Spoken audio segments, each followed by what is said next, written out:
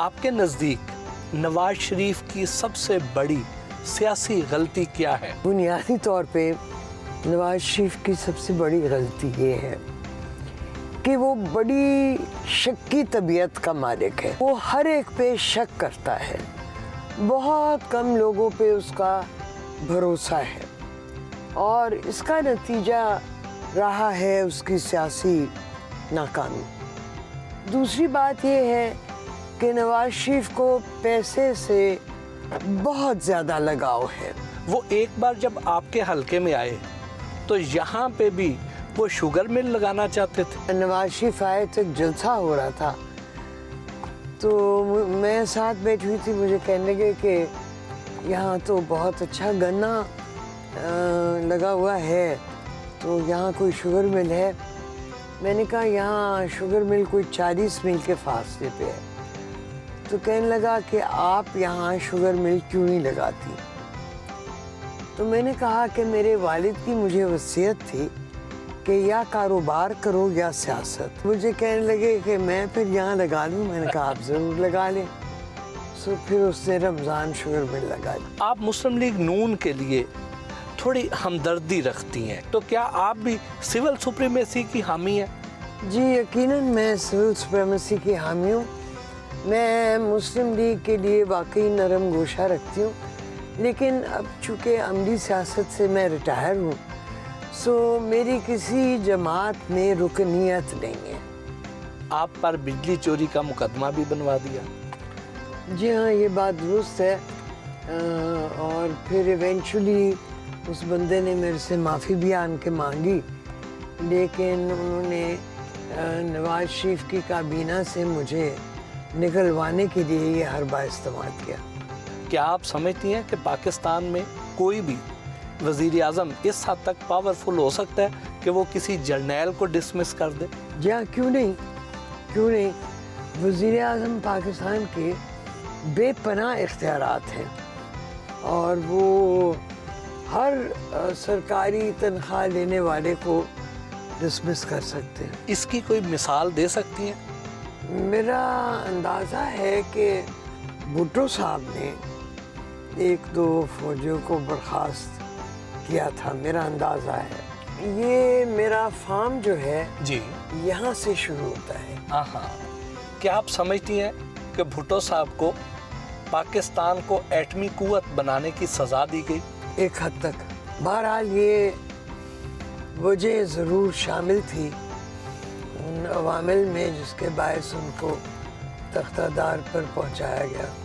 सो इसके ना बनने से हमें नुकसान है। इमरान खान को आप क्या मशवरा देना चाहेंगी? मैं उनसे कहना चाहूँगी कि वो बोले कम, इक़्तिसादी कैफियत पे ज़्यादा तवज्जो दें और बैनुल अक़वामी अमूर अब उनके ठीक जा रहे हैं, उन पे अपना हाथ हौला रखें, बुनियादी तौर पे मईशत का कुछ करें। पंजाब में जो उस्मान बुज़दार साहब हैं वो कामयाब जा रहे हैं या नाकाम? उस्मान बुज़दार का कोई प्रोफाइल नहीं है और ना वो अपना प्रोफाइल कोई बना सके। आप तो वज़ीर आला पंजाब बनना चाहती थी, तो बन क्यों ना पाई? बस मुझे मौका ही नहीं हासिल हुआ। ख्वाहिश तो मेरी थी और मेरे जहन में बड़ा एक तफसीली मंसूबा भी था कि अगर मैं वज़ीर आला बनी तो मैंने क्या क्या करना होगा, लेकिन बस ऐसा मौका ही नहीं हुआ। नून लीग में तो वज़ारत आला के उम्मीदवार ही बहुत ज़्यादा थे, तो क्या नवाज शरीफ आपकी इस ख्वाहिश से वाकिफ़ थे? नहीं, बुनियादी तौर पे नवाज शरीफ सिर्फ अपने भाई को ट्रस्ट करते थे और थोड़े वक्फे के लिए उन्होंने गुलाम हैदर वाइन को बनाया, लेकिन फिलवाक़या उस वक़्त भी वज़ीर आला शहबाज ही था। सो मैं जानती थी कि जब तक नवाज शरीफ है वो अपने भाई के अलावा और किसी को नहीं बनाना चाहेगा।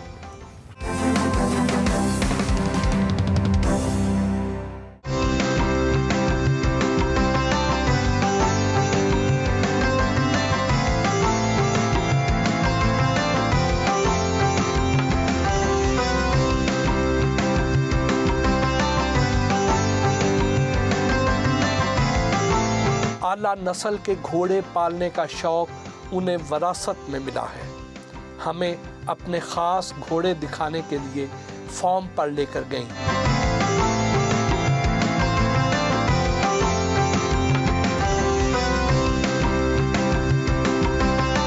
آپ نے خود کس عمر میں گھوڑ سواری شروع کی؟ 6 سال کی عمر میں. آپ اب بھی ریسز میں پارٹیسپیٹ کرتی ہیں؟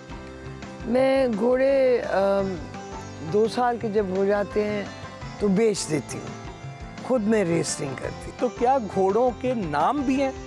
جی ہاں، سب گھوڑوں کے نام ہیں. اس گھوڑے کا کیا نام ہے؟ اس کے باپ کا نام تھا کی گائے اور اس کی ماں کا نام تھا لابراوا.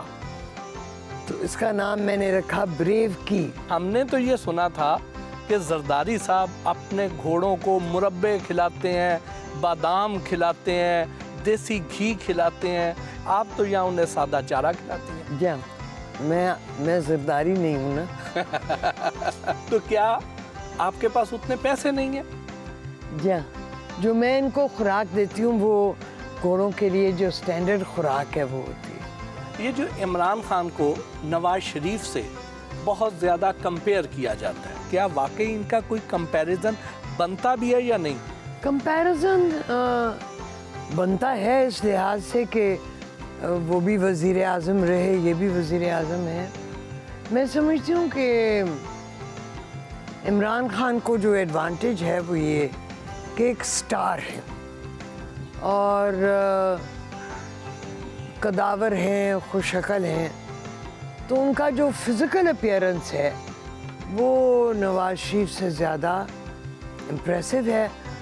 نواز شریف بڑا شروڈ آدمی ہے اور نواز شریف نے دیکھیں 3 ٹرمز نکالے ہیں اقتدار میں تو کامیاب ثابت ہوا ہے.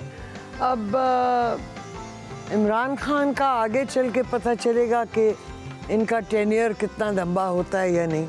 آپ پاکستان کی بہت زیادہ سٹائلش اور گریسفل خاتون سیاستدان سمجھی جاتی ہے، لیکن آپ کو کس نے سب سے زیادہ متاثر کیا؟ دنیا میں ایک خاتون تھیں، کیتھرین گریہم ان کا نام تھا. وہ واشنگٹن پوسٹ کی مالک تھیں اور انہوں نے مجھے سب سے زیادہ متاثر کیا. ابھی بھی آپ بہت ہی سوبر اور گریسفل ہیں، لیکن جوانی میں اتنی خوبصورت تھیں کہ صدر ایوب نے اپنے بیٹے کا رشتہ آپ کے لیے مانگا تھا. جی ہاں. تو انکار کیوں کیا؟ ہمارا سادات کا گھرانہ ہے اور میرے والد سادات سے باہر میرے رشتے کے لیے سوچنے کے لیے تیار نہ تھے. تو نور جہاں کو آپ نے انکار کیوں کیا؟ ہاں، وہ حالانکہ اس کا بیٹا تو سید شوکت رضوی کا بیٹا تھا جی، لیکن بس وہ کوئی ہمارے جیسے لوگوں میں ان لوگوں کا کوئی سیٹنگ نہ ہو پاتی.